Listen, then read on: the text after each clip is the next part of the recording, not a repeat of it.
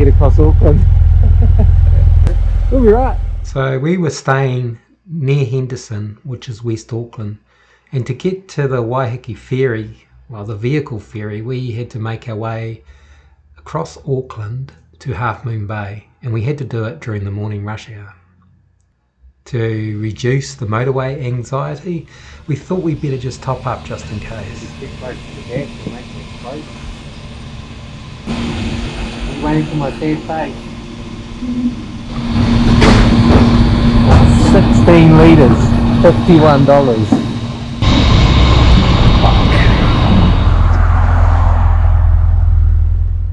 The next trick was getting onto the motorway.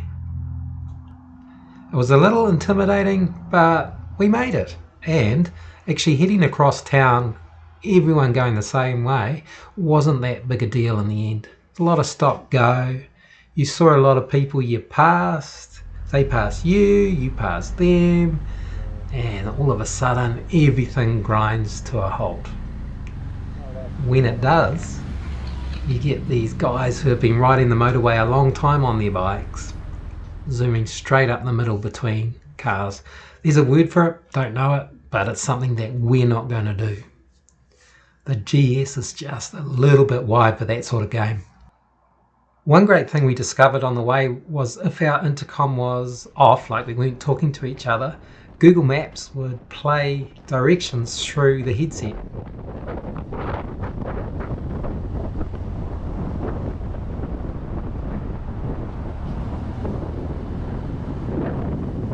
When we got there, we could see that the ferry was nearly ready to take a carload across to Waiheke. Hey, where do we get a ticket? Where do you get a ticket? Yeah. You park up in one of these white bays here, Yeah. just in the front office here. Thank you.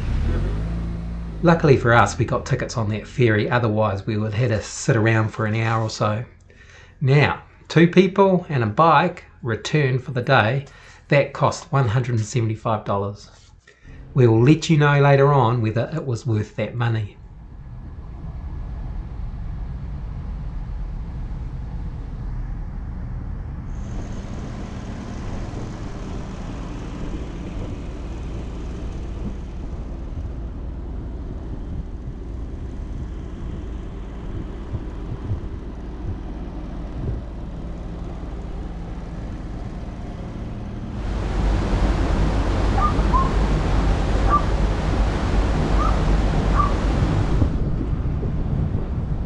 What's a nice girl like you doing in a place like this? Going to an island. On the ferry.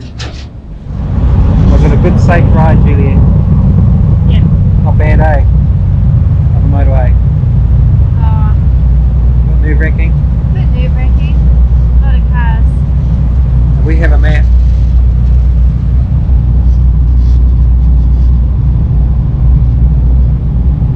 And that's about the limit of our navigation. At this point we had no idea what we were going to do once we got to Waiheke except have a look around, and we had a map. Now this kind man who saw us struggling with the map came up to us and offered a few tips on what Waiheke had to offer. Who knows, he might be the mayor of Waiheke. We will never know.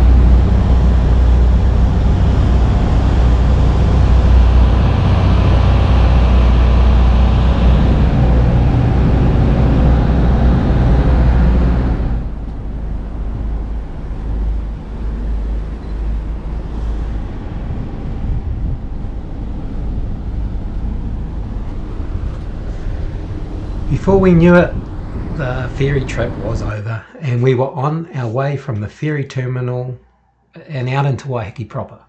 Our mission now was to ride around Waiheke to get a feel for the island and plot our return visit. So first up, we were up Donald Bruce Road and then across the causeway past these majestic old boats to Ouston Road. From Ouston Road, we went on to Onitangi Road, which took us out to Onitangi Beach. Our local tour guide on the ferry pointed out to us that Waiheke is the place to come to for wine tasting. And true to form, we saw hectares and hectares of vineyards. Lots of places for you to go and sample their wines and have pizzas and cheesy things. Wasn't really our gig, but there you go. That's something to do on Waiheke. And then there's this beach. Onitangi Beach. What a stunning beach. If only it was summer and about 10 degrees warmer. This beach is about 2 kilometres of golden sand and apparently safe swimming. There's cafes and bars on the waterfront and places to stay, Airbnbs and whatnot. We will definitely be back to enjoy this one.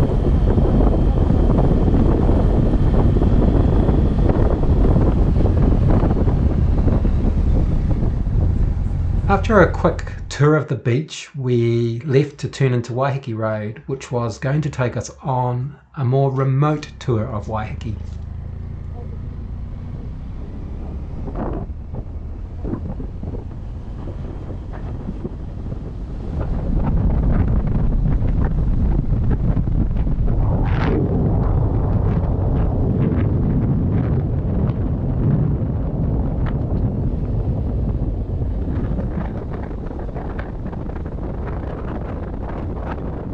Our friendly local guide from the ferry suggested the normal way to do this loop was to go left at Manawa Bay Road, so that's what we did. And as we had an adventure bike, the gravel road warning was never going to faze us, because adventuring is what we do.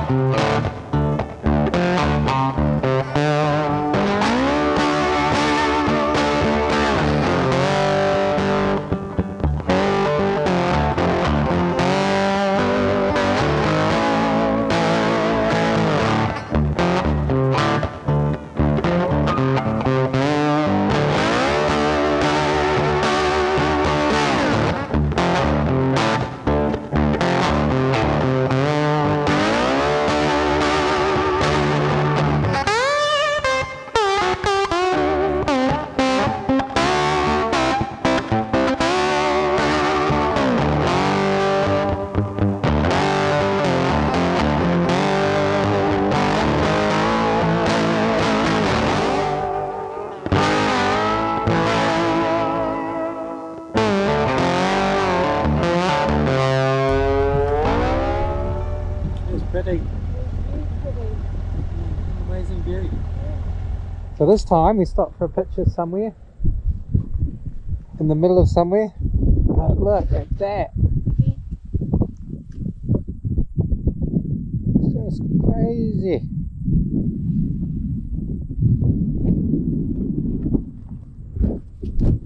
Mind the cars, Juliet.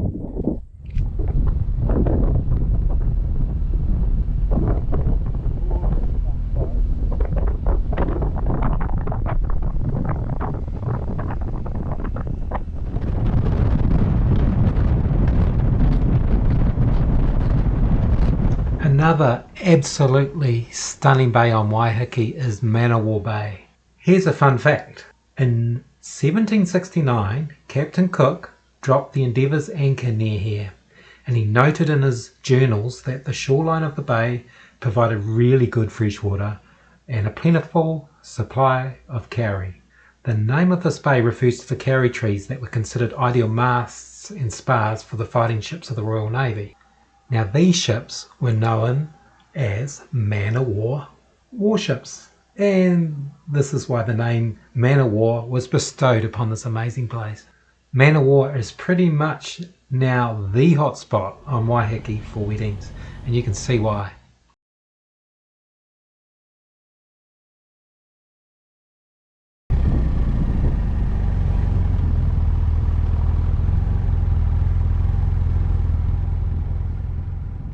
So this bay is about as far east as you can get on Waiheke. It's super quiet, no shops, nothing. Apparently you can get a ferry here to get to the Coromandel or Auckland, but very, very nice. It's something like Orapiu Bay. Pronunciation's a bit shot on that. Orapiu, give it a go.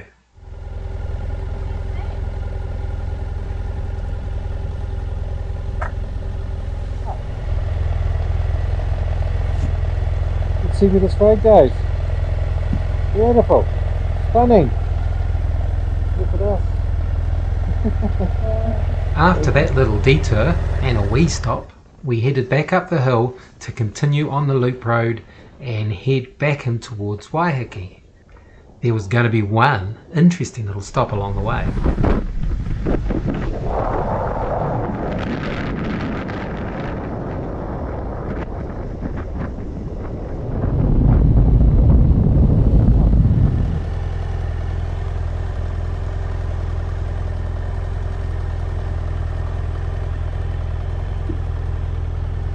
Good job. I got a new girlfriend. She's got sexy boobies. Apart from a quick grope of one of the locals, and if you're offended by that, move on. It's funny. All that was left to do was to ride into town to find something to eat and a cup of coffee. We did explore every nook and cranny of Waiheke. And driving down the main street, you see all these restaurants that are sort of sitting up there above the bay. Beautiful views. The Waiheke shopping centre has plenty of places to spend your money. There's lots of coffee shops and restaurants, all sorts. And we found this really awesome place to eat with this beautiful view across the bay. The food was great. They even did gluten-free for us. After lunch, we decided that we'd clean up Waiheke by driving into every nook and cranny we could find. There's a lot of little roads. There's a bigger population than you would think. There's plenty of dead ends too. So for the next little bit, just enjoy our ride around Waiheke exploring, and we will catch up with you again just before we get on the ferry to head back to Auckland to take on that Auckland traffic. Da, da, da.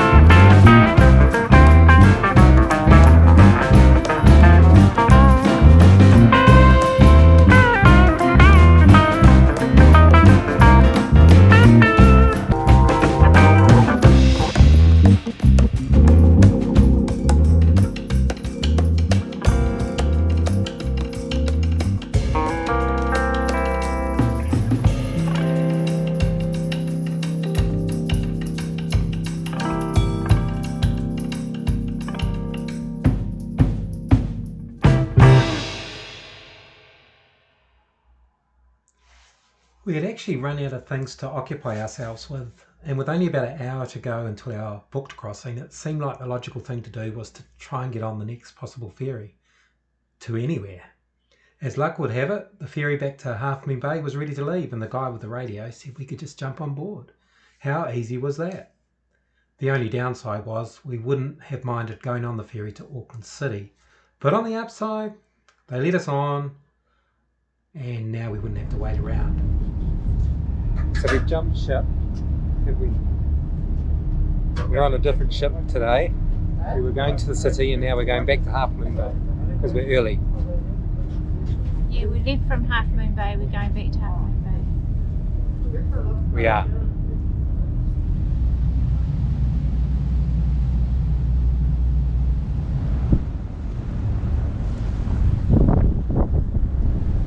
How's that? Good. Nice and quick. Pretty impressive. Look at that jet ski. Look at that for a rocket ship.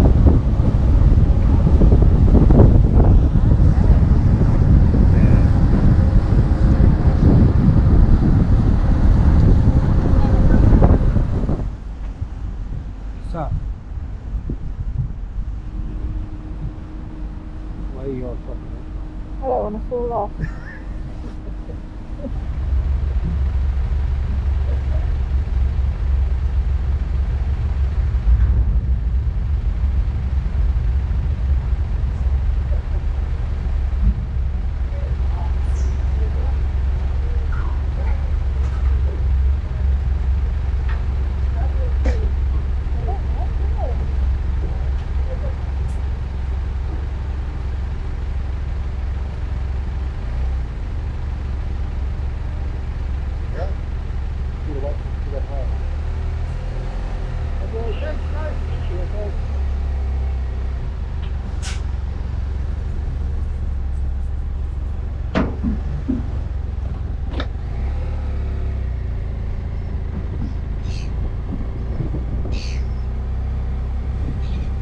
The question is, do we think taking our motorcycle on a day trip around Waiheke was worth the expense?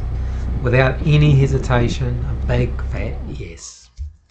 If you want to see Waiheke in a day without using the public transport, bring your own vehicle, as it's quite hilly and it spreads out further than you'd think. We're pretty pleased we didn't decide to do Waiheke in a day by mountain bike.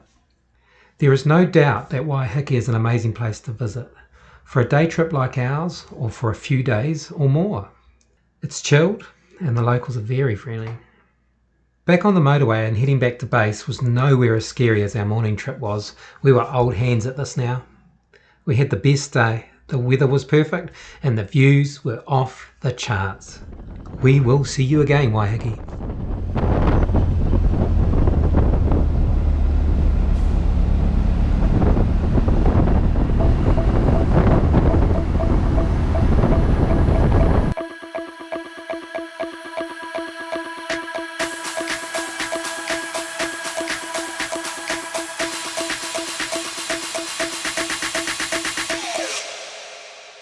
You